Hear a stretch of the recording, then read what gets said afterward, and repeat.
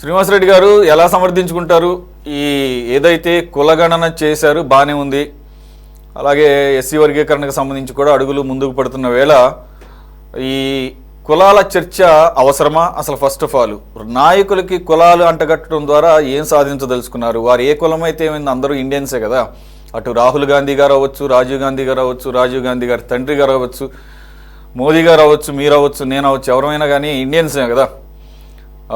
వసుదైక కుటుంబం అని చెప్పేసి అంటుంటారు కదా ఎక్కడికి వెళ్ళినా కానీ, ఏ దేశం వెళ్ళినా కానీ.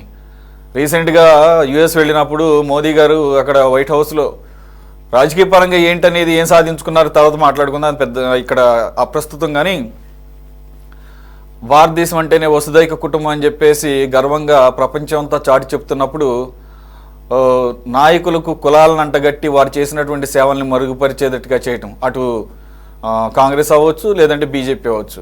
రేవంత్ రెడ్డి గారు మాట్లాడుతూ ఈ మధ్యకాలంలో, గతంలోనే దీని మీద ఒక వివాదం నడిచింది. గత సంవత్సరం అనుకుంటా బిగినింగ్లో రాహుల్ గాంధీ గారు మాట్లాడుతూ ఈ మోదీ గారి బీసీ కార్డుని తెరపైకి తీసుకొచ్చారు. ఆయన ఒరిజినల్ బీసీ కాదు, ఆయన 2001 ఆ సంవత్సరంలో ముఖ్యమంత్రి అయ్యే వరకు కూడా ఆయన రిప్రజెంట్ చేస్తున్నటువంటి కాస్ట్ అది గుజరాత్లో అగ్రవర్ణాల దాంట్లో ఉండేది. ఆయన ముఖ్యమంత్రి అయిన తర్వాత ఆ ప్రభుత్వాన్ని, పార్టీని అడ్డం పెట్టుకొని అధికారంతో బీసీలోకి మార్చారు. దాన్నే ఇప్పుడు రీసెంట్గా మళ్ళీ రేవంత్ రెడ్డి గారు ఉట్టంకిస్తూ, నేను ఈ పదాన్ని చాలా జాగ్రత్తగా క్లియర్గా చాలా సోయిలో ఉండి చెప్తున్నాను అని చెప్పి లీగల్లీ కన్వర్టెడ్ బీసీ అని చెప్పేసి అంటాం. ఎలా సమర్థించుకుంటారు? ఇప్పుడు బీసీ అనేది మారుతుంటుంది కదా లిస్ట్ ఎప్పటికప్పుడు. Yes sir, please. Sorry. Good evening అండి. శిరీష్ గారికి, రామ్మూర్తి గారికి, లక్ష్మణ్ గారికి అందరం కూడా, సిటీ 24x7 ప్రధాని గారికి కూడా. ఇప్పుడు ఇక్కడ ఏంటంటే రేవంత్ రెడ్డి గారు ఏం చెప్పారంటే చాలా స్పష్టంగా చెప్పారు. మోడీ ఏంటంటే లీగల్లీ కన్వర్టెడ్ బీసీ అని చెప్పారు. అక్కడ 1994లో అక్కడ గతంలో ఏమైందంటే 1980లో మండల్ కమిషన్, బిందేశ్వరి ప్రసాద్ మండల్ కమిషన్ 1980లో వేసినప్పుడు ఏమైందంటే, ఆ రోజు మొరార్జీ దేశ ప్రధానిగా ఉన్నారు జనతా పార్టీలో. ఆయన కమిషన్ వేసినప్పుడు రాష్ట్ర వ్యాప్తంగా, దేశవ్యాప్తంగా మొత్తం కులగణన చేయడం జరిగింది ఆ రోజు. అంటే ఎవరే కులాన్ని, దీనికి కులగణన కాకుండా అంటే ఎవరు ఏ కులం వెనకబడతానో ఏ విధంగా లెక్కాలనేసి ఒక 11 పారామీటర్స్ తీసుకున్నారు. ఆర్థికంగా కానీ, సామాజికంగా కానీ, అదేవిధంగా విద్య కానీ, అదేవిధంగా వాళ్ళకు నీళ్లు అందుబాటులో ఎంత దూరం ఉన్నాయి, వాళ్ళ ఆరోగ్య పరిస్థితి, వాళ్ళకు ఉన్నటువంటి చదువు సంగతి అన్ని ఒక 11 రకాల పారామీటర్స్ తీసుకొని మరి ఆ రోజులో బీపీ మండల్ గారు ఒక కమిషన్ వేయడం జరిగింది. ఆ కమిషన్లో ఏంటంటే అప్పుడున్నటువంటి మోడీ గారు కులం ఏంటంటే ఆ రోజుల్లో 1994లో నాటికి మరి అది బీసీ లిస్ట్ లోకి వచ్చింది. అంటే మండల కమిషన్ 1980లో వేసినా కూడా అది వెంటనే అమలు కాలేదు. మీ అందరికి తెలుసా, చాలా సంవత్సరాలే పట్టింది అది. ఎప్పుడు 1990లో విపి సింగ్ ప్రధానమంత్రి ఉన్నప్పుడు అప్పుడు ఎన్ఫోర్స్ లోకి వచ్చింది అది. అప్పటిదాకా కూడా అది అలాగే ఉంది. కానీ కొన్ని ఆ రాష్ట్రాలు ఏమైందంటే 94లో మరి బీసీ ఏదైతే ఉందో మోడీ గారి కులం తేలి కులము, దాన్ని మోడీ కులం అని కూడా వాళ్ళ దాంట్లో తేలి అనేది ఒక సబ్ కాస్ట్, దాంట్లో దాని కులాన్ని కూడా 1994లో మరి ఆ రోజు బీసీలో చేసుకోవడం జరిగింది. దాన్ని 2001కు వచ్చే వరకే యాక్సెప్ట్ చేయడం జరిగింది. అంటే కమిషన్ వేసిన తర్వాత కొన్ని పెండింగ్లు ఉంటాయి, తర్వాత అమల్లోకి రావడం, ఎన్ఫోర్స్మెంట్ అయింది లెక్క మనకు. సో మోడీ గారు ఎప్పుడైతే 2001లో వచ్చారో దేశవ్యాప్తంగా ఆ కులాన్ని కూడా అంగీకరించడం జరిగింది బీసీ కింద. సో అప్పుడు మరి ముఖ్యమంత్రి ఎవరు ఉన్నారనేది అందరికీ తెలిసింది. మోడీ గారు అప్పుడు గుజరాత్ ముఖ్యమంత్రిగా ఉన్నారు. సో ఇట్లాంటి ఆ రోజు 3743 కులాలు, దాదాపుగా 3743 కులాలని మరి బీసీ జాబితాలో తీసుకురావడం జరిగింది. వాళ్ళు ఒక 0 నుంచి 22 పాయింట్లు పెట్టుకొని మినిమం 11 పాయింట్లు అంటే సగం ఉంటే మాత్రం వాళ్ళని బీసీ కింద వేయాలని చెప్పేసి మరి ఆ రోజు ఒక ఏదైతే మార్కులు అంటే పాయింట్లు ఏదో సెట్ చేసుకొని దాని ప్రకారం బీసీ జాబితాలకు వేశారు. రేవంత్ రెడ్డి గారు చాలా స్పష్టంగా ఏమన్నారంటే, నేను చెప్పినటువంటి ఇయర్స్ ఏమన్నా తేడా ఉండొచ్చు కానీ వాస్తవంగా జరిగింది ఏంటంటే ఆయన లీగల్ గా కన్వర్టెడ్ బీసీ తప్ప ఆయన ఏవి కాదని చెప్పారు. ఆ రోజు చూసుకున్నట్టయితే మండల కమిషన్ ఏ విధంగా ఉందంటే, మన చతుర్వర్ణ వ్యవస్థలో బ్రాహ్మణులు, క్షత్రియులు, వైశ్యులు, శూద్రుడు 4 రకాలు ఉన్నారు వాస్తవంగా. అంటే మనందరం కూడా శూద్రులమే.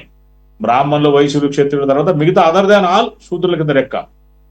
కానీ ఆ రాష్ట్రంలో వెనకబడతానాన్ని ఇందాక ఏదైతే చెప్పానో ఒక 11 పాయింట్లను తీసుకొని దాని ప్రకారం కొంతమంది ఉన్నోళ్ళు కంటే ఈ పాయింట్లు 11 పాయింట్ల కంటే తక్కువ ఎవరికైతే ఉన్నాయో వాళ్ళందరినీ కూడా తీసుకోకుండా వదిలిపెట్టడం జరిగింది. 11 పాయింట్లు వచ్చిన వాళ్ళు మాత్రం బీసీల కింద తీసుకున్నారు, కొంతమంది ఓసీలుగా మిగిలిపోయారు. ఇప్పుడు ఉత్తరప్రదేశ్, బీహార్లో కొన్ని రాష్ట్రాలు మనం చూసుకున్నట్టయితే అంటే శిరీష్ గారు, అక్కడ యాదవులు మొత్తం రాజ్యాధికారంలో ఉంటారు, బీహార్లో కానీ ఉత్తరప్రదేశ్లో కానీ, అదేవిధంగా మధ్యప్రదేశ్లో చాలా పార్టీ కూడా. కానీ బట్ వాళ్ళు ఏంటంటే అక్కడ బీసీలే, మరి రాజ్యాధికారం ఉన్నా కూడా వాళ్ళు బీసీలే. కొన్ని ప్రాంతాల్లో ఇప్పుడు మనం అనుకుంటున్నాం, ఇప్పుడు పరమేశ్ వర్మ గారు ఉన్నారు అక్కడ, మనం ఆయన గురించి మాట్లాడుకున్నాం. న్యూఢిల్లీలో గెలిచారు ఆయన. మరి గెలిచిన తర్వాత మన న్యూఢిల్లీలో గెలిచారు కేజ్రీవాల్ మీద. ఆయన ముఖ్యమంత్రి కావాలి, ఇప్పుడు లైన్ లో ఉన్నారని. వాళ్ళ ఆయన అంతకుముందు కూడా 1993 నుంచి 98 వరకు కూడా ఢిల్లీ ముఖ్యమంత్రి చేశారు బీజేపీ పార్టీలో. సో వాళ్ళు బీసీలు అక్కడ. మరి వాళ్ళ పెద్ద జాట్ అనేది పెద్ద వంశం, రాజవంశం, గత చరిత్రలో చాలా గొప్పగా ఉంది. కానీ వాళ్ళు అక్కడ ఆ జాబితాలో మరి బీసీల కింద ఉన్నారు. సో ఇట్లాంటి కాంట్రవర్సీ ఉన్నాయి. అంటే ఇక్కడ అధికారం అవలంబించులందరూ కూడా ఓసీలు అన్నట్టుగా ఎక్కడా లేదు. చాలా స్పష్టంగా సిటీ 24/7 ప్రజానికని చెప్తున్నాను. ఆ రాష్ట్ర జాబితాలో కానీ జాతీయ జాబితాలో ఉన్న ప్రకారమే వాళ్ళు బీసీల ఓసీల అని చాలా అమ్మని అవుతున్నారు తప్ప నిజంగా ఆర్థికంగా ఉన్నారు లేకపోతే అధికారాన్ని చలాయిస్తున్నారు పోవటం లేదనమాట. సో ఆ రోజు ఏమైందంటే 2001లో అప్పటి నుంచి బీసీలు కనుక వీళ్ళు మోడీ గారి క్యాస్ట్ కూడా తేలి అంటే చమురు సంబంధించినటువంటి వాటిలో పనిచేయటం కానీ, తేలి అంటే చమురు అంటే ఆయిల్, దాంట్లో పనిచేయటం, దానికి సంబంధించిన వ్యాపారాలు వాణిజ్యాలు చేయటము, దాంట్లో కూడా రకరకాలు ఉన్నారట. ఆ తేలి అనే వర్గంలోనే కొంతమంది ఎస్సీలు ఉన్నారట, కొంతమంది బీసీలు ఉన్నారట. నాకున్న సమాచారం మేరకు, ఎందుకంటే చదివిన తప్ప మనం అప్పటి వాళ్ళం కాదు కాబట్టి. సో ఇవన్నీ రిపోర్ట్లు ఆ విధంగా ఉన్నాయి స్పష్టంగా. సో ఇక్కడ ఏంటంటే ఇవాళ మీరు ఒక మాట అన్నారు, ఇక్కడ మనము వసుదైక కుటుంబం కరెక్టే, కానీ ఇక్కడ వెనకబాటుతనంతో కొన్ని డెవలప్మెంట్ యాక్టివిటీస్, సంక్షేమ రాజ్యం, రాజ్యం కాబట్టి కొన్ని రిజర్వేషన్స్ ఎవరైతే ఉన్నారో వాళ్ళ కుల ప్రాతిపదికనో లేదంటే ఆర్థికంగా ప్రాతిపదికనో మతపరమైన రిజర్వేషన్ లేకుండా కూడా ఈ రెండింటి ప్రాతిపదికను ఇవ్వాల్సి వస్తుంది. సో మేమేం చేసామంటే బీసీ కులగలను కూడా వెనకబడతానని ప్రామాణికంగా తీసుకున్నాం తప్ప వాళ్ళు ఏ మతం తీసుకోకుండా కూడా బీసీలో కూడా కొంతమంది ముస్లింలు కూడా బీసీఈలో కింద ఆ రోజు రాజశేఖర రెడ్డి గారు తీసుకున్న కూడా మేము తీసుకొని చేయడం జరిగింది. మనం అవునన్నా కాదన్నా ఇలా భారతదేశంలో కులాలు, వర్గాలు, మతాలు, ప్రాంతాలతోటే రాజకీయాలు ఎక్కువ శాతం జరుగుతాయి. ఇవన్నీ అడ్మిటెడ్ ఫ్యాక్ట్. సో ఇవి లేని రాజకీయాలు భారతదేశంలో మనం ఊహించలేం శిరీష్ గారు, ఎందుకంటే ఇది అడ్మిటెడ్ ఫ్యాక్ట్. భారతదేశ రాజకీయాలు వీటి చుట్టూ తిరుగుతూ ఉంటాయి కంపల్సరీగా, అవునన్నా కాదన్నా మనం ఒప్పుకోకపోయినా. సో మోడీ గారు ఏంటంటే రేవంత్ రెడ్డి గారు ఏమన్నారంటే ఆయన కూడా బీసీ అయినా కూడా కన్వర్టెడ్ బీసీ కాబట్టి ఆయన ఆలోచన విధానం కూడా అగ్రవర్ణ ఆలోచన విధానంగానే ఉంది. అగ్రవర్ణాలందరూ వెగనిస్ట్ కాదు ఆయన రేవంత్ రెడ్డి గారు చెప్పిన ఉద్దేశం కూడా. ఆయన ఆ ఐడియాలజీ తోటి ఉన్నారు. నిజంగా ఆయన మోడీ బీసీ అయితే, ఆయన ఒక్కలే బీసీ అయితే మిగతా వాళ్ళందరికీ లబ్ధి జరిగిందా? మరి నిజంగా బీసీ అయినప్పుడు, బీసీల మీద ప్రేమే ఉన్నప్పుడు మరి ఆయనకు కులగణనతో పాటు జనగణన చేస్తే లాస్ ఏంటి? కులగణన చేసుకుంటూ పోవడంతో పాటు జనగణన చేయొచ్చు కదా అనేది మా యొక్క రేవంత్ రెడ్డి గారి యొక్క ప్రధాన ఎజెండా. దానికి సంబంధించింది కూడా ఇక్కడ మరి అది ఎక్కడ కూడా బీజేపీ వారు అంగీకరించట్లేదు. బీజేపీ వారు ఏం అడ్డం పెడుతున్నారు? మీరు ఇచ్చినటువంటి రిజర్వేషన్ లో 56.33లో మరి ముస్లింస్ ఉన్నారు కదా అంటున్నారు. సో ఇక్కడ ముస్లింస్ అనిగా హిందువులని కాదు మనం తీసుకుని, ఇక్కడ వెనకబాటుతనాన్ని ప్రామాణికంగా తీసుకొని గతంలో ఉన్నదే. మేమేం కొత్తగా కాంగ్రెస్ పార్టీ రేవంత్ రెడ్డి గారి నాయకత్వంలో కొత్తగా కులగణను బీసీలు ఎక్కడా కలపలేదు. గతంలో ఎప్పటి నుంచో ఉన్న లిస్ట్ నే తీసుకొని చేయడం జరిగింది. సో అది ఏంటంటే మనం అవునన్నా కాదన్నా కూడా ఖచ్చితంగా మరి ఆ రిజర్వేషన్లు ఇవ్వాల్సి వచ్చినప్పుడు ఇవ్వాల్సి వస్తుంది. సో ఇవాళ బీజేపీ వారు ఏంటంటే ఎక్కడ కూడా క్లారిటీ మాట్లాడరు. మోడీ గారి కులం ఏంటంటే బీసీ అని చెప్తారు. మరి బీసీలకు ఎందుకు ప్రేమ లేదు? బీసీల మీద ఇప్పుడు మేము ఇక్కడ భారతదేశంలో ఒక చారిత్రాత్మక నిర్ణయం తీసుకున్నాము. మేము తీసుకొని బీసీ కులగణన అంటే కులగణనతో ఆర్థిక, సామాజిక, విద్య, ఆరోగ్య అన్ని రకాలైనటువంటి ఒక కాంప్రహెన్సివ్ గా ఒక సర్వే చేపట్టినప్పుడు మరి అందరూ సహకరించవచ్చు కదా. వాళ్ళు ఇవాళ పార్టీలకు అతీతంగా, కులాలకు అతీతంగా, మతాలకు అతీతంగా ఏదైతే వెనకబడతానం ఉందో ఆ వెనకబడతానానికి రిజర్వేషన్ ఇస్తే తప్పేంటి? రేవంత్ రెడ్డి గారు కానీ కాంగ్రెస్ కానీ ఆ స్టాండ్ తోటే ఉన్నారు. సో బీజేపీ వాళ్ళకు దానివల్ల ఏం నష్టమో మాకైతే ఏం అర్థం కావట్లేదు. ఇలా కాంగ్రెస్ పార్టీ వాళ్ళకి 42% రిజర్వేషన్ ఇవ్వడానికి చాలా స్పష్టంగా సిద్ధంగా ఉంది. ఇవాళ మేము ఎందుకంటే మేము ఇక్కడ అసెంబ్లీలో తీర్మానం చేస్తాము. మీరు కొంతమంది ఏమన్నారంటే కావాలనే బీజేపీ వారు బీఆర్ఎస్ వారు కూడబలుకొని సర్వే జరగలేదు. సో 3.1% సర్వేలో పాల్గొనలేదు. అంటే అంకెల్లో చెప్పాలంటే 16 లక్షల మంది పాల్గొనలేదు. వాళ్ళ కోసం మరి నిన్న 16వ తారీఖు నుంచి ఈ నెల 28వ తారీఖు వరకు కూడా మళ్ళీ అవకాశం ఇవ్వడం జరిగింది. మీరు దీన్ని నేను సిటీ 24/7 ద్వారా చాలా స్పష్టంగా తెలియజేస్తున్నాను. మీరు ఆన్లైన్ లో కూడా ఎంటర్ చేసుకోవచ్చు. మీరు ఫోన్ చేస్తే మీ ఇంటి దగ్గర కూడా వస్తారు, లేదంటే మండల ఆఫీస్ దగ్గరికి వెళ్ళి కూడా ఇచ్చుకోవచ్చు. సో మీరందరూ కూడా సర్వేలో పాల్గొంటే ఆ డీటెయిల్స్ పూర్తిగా వచ్చిన తర్వాత మళ్ళీ మేము దాన్ని ఏదైతుందో మేము ఏదైతే కట్టుబడి ఉన్నాము ఖచ్చితంగా 42% బీసీలకు రిజర్వేషన్ చేయడానికి కాంగ్రెస్ పార్టీ సదా సిద్ధంగా ఉంది. దీనికి బీజేపీ వారు, బీఆర్ఎస్ వాళ్ళు సిద్ధంగా ఉన్నారా? బీజేపీ, బీఆర్ఎస్ ఏంటంటే ఎంతసేపు రాజకీయాలు చేస్తుంది తప్ప నిజమైన చిత్తశుద్ధి ఎక్కడ కూడా కనపడట్లేదు. మీరు చాలా స్పష్టంగా గమనించండి. కాదు ఇప్పుడు మోదీ గారు నిజమైన బీసీ కాదు, లేదంటే అగ్రవర్ణ ఆలోచన విధానంతో ఇంకా ఉన్నారు. ఆ తర్వాత లిస్టులో చేర్చారు. సరే, అది ఎప్పుడు చేర్చారు ఏంటి? 1994లోనే గుజరాత్లో కాంగ్రెస్ గవర్నమెంట్ ఉన్నప్పుడే అది రిఫర్ చేయడం జరిగింది. ఇంకోటి బీసీ లిస్ట్ అనేది బీసీ లిస్ట్ అనేది డైనమిక్ లిస్ట్. అది ఎప్పటికప్పుడు మారుతుంటుంది. కొన్ని కులాలు దాంట్లో చేర్చబడుతుంటే తీసివేయబడుతుంటే అది ఎస్సీ ఎస్టీ లాగా ఒక ఒక స్టాటిక్గా ఉండేటటువంటి నేచర్ ఉన్నది.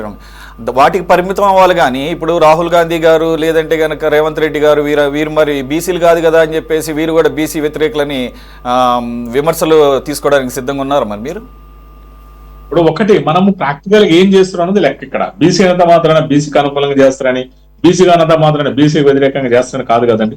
వాళ్ళ రేవంత్ రెడ్డి గారు రెడ్డి అయినా కూడా వాళ్ళ బీసీలకు చాలా కట్టుబడి ఉంది కదా. ఇప్పుడు ప్రధానమంత్రి మోదీ గారు మీరు చేస్తున్న ఆరోపణ అలాగే ఉంది కదా.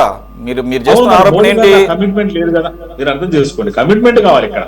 మనం ఇక్కడ ఏ సంక్షేమ పథకాలు చేయాలంటే కమిట్మెంట్, ఆ గట్స్ ఉండాలి కదా, ఊరికనే కాదు కదా.